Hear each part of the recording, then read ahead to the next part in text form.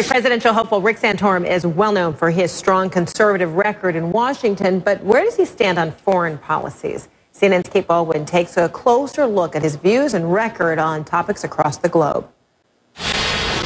Tell me what you would do. It was a blunt statement. Rick Santorum says if he were president and Iran didn't come clean on its nuclear intentions, he would authorize attacks on the country's nuclear sites. And I would be saying to the Iranians, you either open up those facilities, you begin to dismantle them and make them available to inspectors, or we will degrade those facilities through airstrikes and make it very public that we are doing that. Santorum's hardline stance on national security was also on display at a recent CNN debate. We are not fighting a war on terrorism.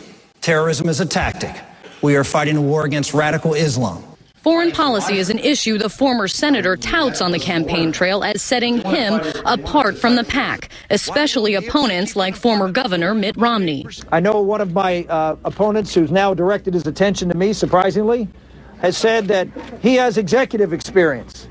We are not looking for a chief executive officer for this country. We're looking for a commander-in-chief. The GOP hopeful campaigning in New Hampshire this week also took a swipe at the current commander-in-chief. The Obama administration has been an abject failure on every front, on the foreign policy front, when it comes to problems that have come up under his watch. Santorum says he's the only candidate who has the credentials to back up the tough talk. He served on the Armed Services Committee for more than half of his 12 years in the Senate. John Elliott is a former spokesman for that committee. He had 8 years on the Armed Services Committee, and that's a pretty good credential when you look at the other candidates in the field.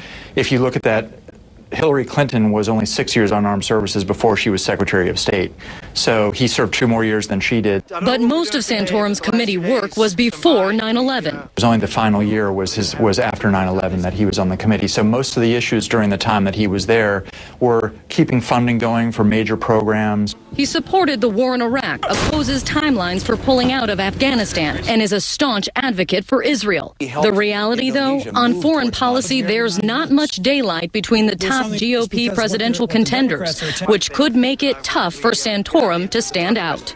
Making it even harder, according to a recent CNN Time ORC poll, likely voters in New Hampshire continue to say the economy, not foreign policy, is the most important issue to their vote.